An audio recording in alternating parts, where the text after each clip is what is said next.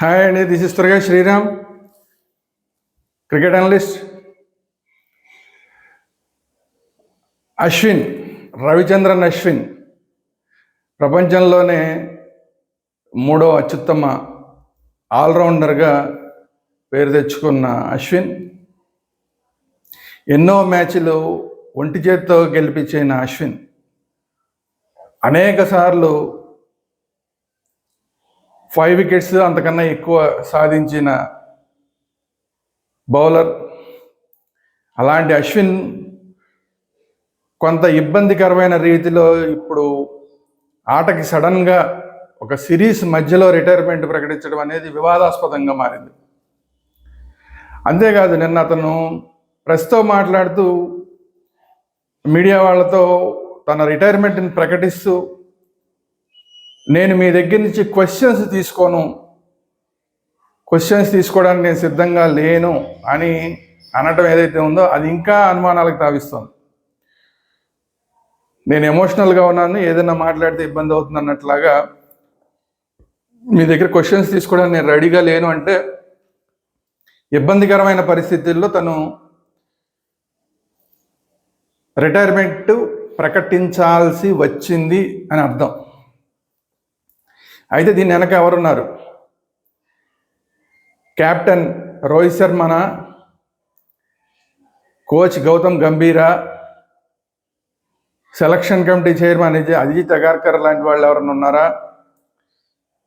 ఎవరున్నారు అన్నది ఇప్పుడు అందరికీ $1 మిలియన్ క్వశ్చన్.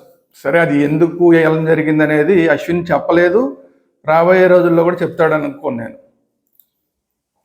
గతంలో కూడా ఇలాగే వివాదాస్పదమైన రీతిలో ఒక సిరీస్ మధ్యలో ధోని రిటైర్మెంట్ ప్రకటించడం కూడా అప్పుడు అందరినీ ఆశ్చర్యానికి గురి చేసింది. అది 10 ఏళ్ల క్రితం. ఇప్పుడు మళ్ళీ 10 ఏళ్ల తర్వాత మళ్ళీ ఒక టాప్ క్లాస్ క్రికెటర్కి, ఈ దేశానికి ఎంతో సేవ చేసిన క్రికెటర్కి బాధాకరమైన రీతిలో ఒక ఫేర్వెల్ యాక్చువల్గా ఫేర్వెల్ కూడా జరగలేదు. తను రిటైర్మెంట్ ప్రకటించాడు, వెళ్ళిపోయాడు. సరే, ఏదో టీము వాళ్ళు మాత్రం అప్పటికప్పుడు ఏదో సింపుల్గా చేశారు, కానీ అతనికంటూ ఒక ఫేర్వెల్ మ్యాచ్ లేదు. అంత పెద్ద ఆల్రౌండర్కి, ప్రపంచంలోనే ఎంతోమంది గౌరవించే ఒక ప్లేయర్కి కనీసం ఒక ఫేర్వెల్ మ్యాచ్ కూడా లేదు. దీని వెనకాల కారణాలు ఏంటి అని ఆలోచిస్తే ఎక్కువ మంది వేళ్ళన్నీ కూడా గౌతమ్ గంభీర్ వైపు చూపిస్తున్నాయి. ఎందుకంటే సెలక్షన్ కమిటీకి ఆల్రెడీ మనకున్న సమాచారం ప్రకారం ఏంటంటే, నన్ను విదేశాల్లో తీసుకెళ్తున్నారు, ఆస్ట్రేలియాకి కనుక మీరు నన్ను తీసుకెళ్ళేట్టయితే అక్కడ ఆడించేట్టయితేనే తీసుకెళ్ళాను, లేకపోతే టైం వేస్ట్ నాకు అని చెప్పి అశ్విన్ చెప్పినట్టు తెలిసింది ఆస్ట్రేలియా సిరీస్కి ముందే. కారణం ఏంటంటే, అంతకుముందు చాలా సందర్భాల్లో విదేశాల్లో అశ్విన్ని కన్నా కూడా మిగతా బౌలర్స్కి ప్రిఫరెన్స్ ఇచ్చింది మనం చూసాం. అట్ ది సేమ్ టైం మొన్న న్యూజిలాండ్తో జరిగిన సిరీస్లో కూడా అశ్విన్ని ఆల్మోస్ట్ లాస్ట్లో పక్కన పెట్టి సడన్గా గౌతమ్ గంభీర్ సుందర్ని తీసుకురావడం జరిగింది. వాషింగ్టన్ సుందర్ని సడన్గా అసలు టీంలోనూ స్క్వాడ్లోనూ లేని వాడిని తీసుకొచ్చి అశ్విన్ని పక్కన పెట్టి వాషింగ్టన్ సుందర్ని ఆడించడం జరిగింది. సరే, వాషింగ్టన్ సుందర్ బాగా ఆడాడు, అదంతా వేరే అంశం. అందువల్లనే ఇప్పుడు ఈ సిరీస్కి కూడా నన్ను ఆడిచ్చేటైతే తీసుకెళ్ళి లేదని చెప్పిన తర్వాత కూడా సెలక్షన్ కమిటీ అశ్విన్ని సెలెక్ట్ చేసింది, తీసుకెళ్లారు, ఆస్ట్రేలియాకి తీసుకెళ్లారు. కానీ బౌలింగ్ సరిగా ఇవ్వలేదు. నిన్న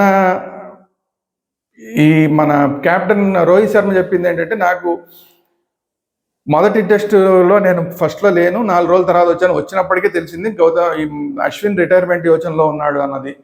కానీ పింక్ బాల్ టెస్ట్ దాకా ఆగమన్నాను నేను. సరే, పింక్ బాల్ టెస్ట్ దాకా ఆగాడు అని అంటున్నాడు, కానీ అది కూడా నమ్మశక్యంగా లేదు. ఎందుకంటే పింక్ బాల్ టెస్ట్ దాకా ఆగమంటాం ఓకే, పింక్ బాల్ టెస్ట్లో సరే బౌలింగ్లో పెద్దగా రాణించలేదు. ఎందుకంటే ఎవరు రాణించలేదు ఆ మ్యాచ్లో, ఎవరు రాణించలేదు పింక్ బాల్ తోటి. సో అది అయిపోయిన తర్వాత పింక్ బాల్ టెస్ట్ దాకా ఆగమంటే పింక్ బాల్ టెస్ట్ అవ్వంగానే రిటైర్ అయ్యి ఉండాలి, కానీ అలా అవ్వాల. మళ్ళీ తర్వాత టెస్ట్కి అతనికి ప్లేస్ ఇవ్వాల. ఇవ్వకపోయినా కూడా లాస్ట్ రోజు దాకా కంటిన్యూ అయ్యింది. ఎప్పుడైతే ప్లేస్ ఇవ్వలేదో అదే రోజు రిటైర్మెంట్ ప్రకటించవచ్చు, కానీ ప్రకటించాల, తర్వాత 4 రోజులు కంటిన్యూ అయ్యాడు. కానీ టీమ్ మేనేజ్మెంట్ అతనికి ఇండైరెక్ట్గా చెప్పింది ఏంటంటే రాబోయే 2 టెస్టుల్లో కూడా నీకు ప్లేస్ ఉండకపోవచ్చు అనేది చెప్పింది. ఎందుకంటే మొన్న జడేజా బాగా ఆడాడు, జడేజా బ్యాటింగ్లో కూడా 77 చేశాడు. దాని తర్వాత కూడా నెక్స్ట్ పరిస్థితి ఏంటి అంటే జడేజా తర్వాత వాషింగ్టన్ సుందర్ తర్వాత ఆ తర్వాత 3వ ప్లేస్లో నిన్ను కన్సిడర్ చేసే అవకాశం ఉందని చెప్పినట్లాగా తెలిసింది. అట్లాంటప్పుడు ఇక అనవసరం, ఆడడం కూడా అనవసరం. ఎందుకంటే అసలు ఆస్ట్రేలియాలో 3 పేస్ బౌలర్లు 1 స్పిన్ బౌలర్తో వెళ్తారు. ఒకళ్ళు అలాగా నితీష్ కుమార్ రెడ్డి 4వ బౌలర్గా ఉన్నాడు. సో ఒకళ్ళ స్పిన్నర్లకు అవకాశం ఉన్న టైంలో 3వ ప్లేస్లో అంటే ఆల్రెడీ జడేజా ఆ ప్లేస్ని ఆక్యుపై చేసి ఉన్నాడు. పోనీ నెక్స్ట్ ఇంకేమైనా అవకాశం ఉంటే సెకండ్ స్పిన్నర్కి ఏమైనా అవకాశం ఉంటే ఇస్తారా అంటే అది కూడా లేదు. వాషింగ్టన్ సుందర్కి ఫస్ట్ ప్రిఫరెన్స్, అంటే 2వ బౌలర్గా స్పిన్నర్గా అవకాశం ఉంటే ఆ తర్వాత నీకు ఛాన్స్ అన్నప్పుడు ఇంకా అక్కడ ఉండి ప్రయోజనం ఏంటి? సో అందువల్ల అతను రిటైర్మెంట్ ప్రకటించాడు. ఎందుకంటే దాని తర్వాత మళ్ళీ ఇమీడియట్గా పోనీ నెక్స్ట్ ఏదైనా సిరీస్ ఉందా అంటే ఇంగ్లాండ్ తోటి చాలా రోజుల తర్వాత ఎప్పుడో ఇంకో టెస్ట్ ఉంది, ఇంకో సిరీస్ ఎప్పుడుకో చాలా రోజుల తర్వాత. అది కాకుండా గతంలో కూడా ఇంగ్లాండ్తో సిరీస్ అప్పుడు పెద్దగా ప్రిఫరెన్స్ అనేది అప్పుడు కూడా అశ్విన్కి పెద్ద కనబడాల. అంటే విదేశాల పిచ్చుల మీద ఇతను అంత ఎఫెక్టివ్గా లేడన్న ఫీలింగ్తో మేనేజ్మెంట్ ఉన్నట్లాగా తెలిసింది. కానీ ట్రాక్ రికార్డులన్నీ కూడా చూస్తే అసలు ఈ విదేశాల్లో అసలు ఏ మ్యాచ్లో ఆడకుండా ఉంటే అన్ని రికార్డులు ఎట్లా వచ్చినాయి, 500+ వికెట్లు ఎట్లా వచ్చినాయి. సో అందువల్ల క్లియర్గా నిన్ను రాబోయే మ్యాచ్లో ఆడించడం కష్టం అన్నది ఇండైరెక్ట్గా చెప్పేశారనేది, దానివల్లనే తను ఒక నిర్ణయం తీసుకున్నాడు. ఇంకా అలాంటప్పుడు మనం ఉండి ప్రయోజనం లేదు అక్కడ.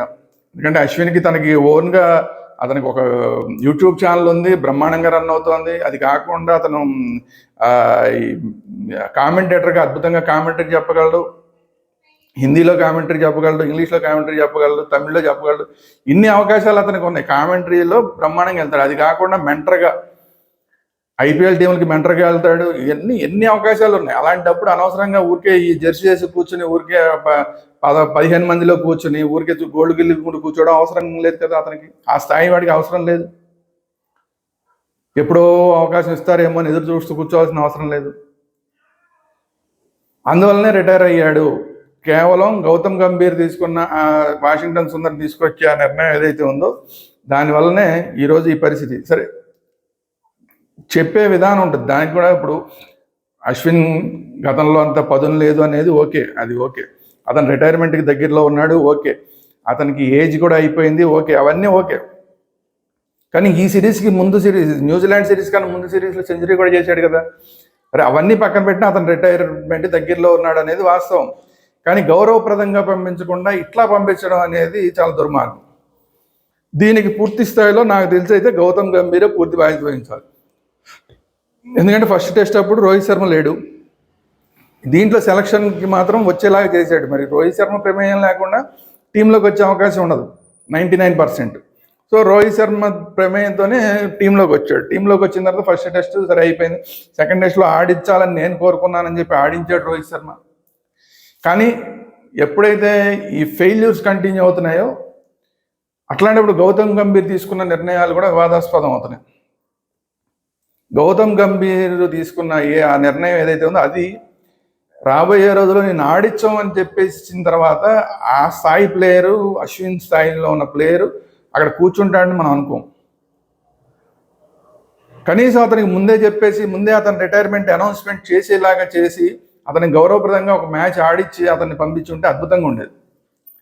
కనీసం ఆ మాత్రం కర్టిసీ కూడా మెయింటైన్ చేయలేదు అంటేనే ఎంత దుర్మార్గంగా వాళ్ళు ఆలోచించి అతని పట్ల వ్యవహరించారు అనేది. ఎట్టి పరిస్థితుల్లోనే ఇది యాక్సెప్టబుల్ కాదు. అలాంటి ప్లేయర్ని అంత మనస్తాపంతో వెళ్ళేలా చేయడం అనేది యాక్సెప్టబుల్ కాదు. ఇప్పుడు కాకపోతే నేను ఈ సిరీస్ ఎండింగ్లో అయినా అతను రిటైర్ అయ్యేవాడు. లేదంటే ఈ సిరీస్ ఎండ్ అయిపోయిన తర్వాత నెక్స్ట్ ఇంగ్లాండ్ సిరీస్కి మధ్యలోనే అతను రిటైర్ అయిపోయాడు. ఎందుకంటే మేనేజ్మెంట్ చెప్పేస్తుంది ఇంకా నిన్ను తీసుకునే అవకాశం లేదని చెప్తే ఏదో టైంలో అతను రిటైర్మెంట్ ప్రకటించేసి ఉండేవాడు, అది వేరే విషయం. కానీ ఇలా సిరీస్ మధ్యలో వెళ్ళిపోయేలాగా చేశారంటే మాత్రం కొంచెం చాలా ఇబ్బందికరమైన పరిస్థితి. ఒక టీం కూడా ఇబ్బంది. ఇప్పుడు అతను అంత మనస్తాపం చెంది వెళ్ళిపోయాడు. అతని పాయింట్ ఆఫ్ వ్యూలో అతను కరెక్టే, కానీ టీం పాయింట్ ఆఫ్ వ్యూలో అతను మధ్యలో వెళ్ళిపోతే నెక్స్ట్ ఒకవేళ ఇద్దరు స్పిన్నర్లో వాళ్ళకి ఏమైనా గాయాలైతే నెక్స్ట్ ఆల్టర్నేట్ ఎవరు? అలా మధ్యలో వెళ్ళిపోతే ఆల్టర్నేట్ ఎవరు? అదన్నా చూసుకోవాలి కదా, టీం అంతా చూసుకోవాలి కదా. కాబట్టి ఏంటంటే అశ్విన్ కనుక కొంచెం సంయమనం పాటించున్నా అశ్విన్ కొంచెం బాగానే ఉండేది, కానీ అంత స్థాయి ప్లేయర్కి అంత మనోవేద కలిగించి బయటికి పంపించడం అనేది ఏమాత్రం సమర్థనీయం కాదు. చాలామంది చెప్తున్నారు అది అతను ఇండివిజువల్ డెసిషన్ అని చెప్తున్నారు. ఇండివిజువల్ డెసిషన్ అయితే కనుక క్వశ్చన్స్ తీసుకునేవాడు, ఇండివిజువల్ డెసిషన్ కాదు అది. అంటే ముందు నుంచి ప్లానింగ్ ఉంది, అతనికి తెలుసు. అతను క్రికెట్లో క్రికెట్ మేధావుల్లో అతను ఒక మేధావి. అంటే కేవలం బౌలింగ్ మాత్రమే కాదు, టోటల్ క్రికెట్లో అతను మేధావి. ఏ నిమిషం ఏం జరుగుతుంది, ఎలా జరుగుతుంది, ఎవరు ఎలా ఆడుతున్నారు, ఏ టీం ఎలా ఆడుతున్నారు, వీటన్నిటి మీద పూర్తి ప్రపంచ స్థాయిలో అతనికి అవగాహన ఉంది. అంత మేధావి, క్రికెట్ మేధావుల్లో అతను ఒకడు. అలాంటి వాడు అలా వెళ్ళిపోడు, అంత సిరీస్లోంచి మధ్యలో వెళ్ళిపోడు. ఎంతో బాధ కలిగితేనే అలా వెళ్తాడు. సో ఇండివిజువల్ డెసిషన్ అనేది అతను కనుక ఇండివిజువల్ డెసిషన్ అయి ఉంటే ముందే తీసుకునే ఉన్నాడు, లేదంటే సిరీస్ అయిన తర్వాత తీసుకునే ఉన్నాడు.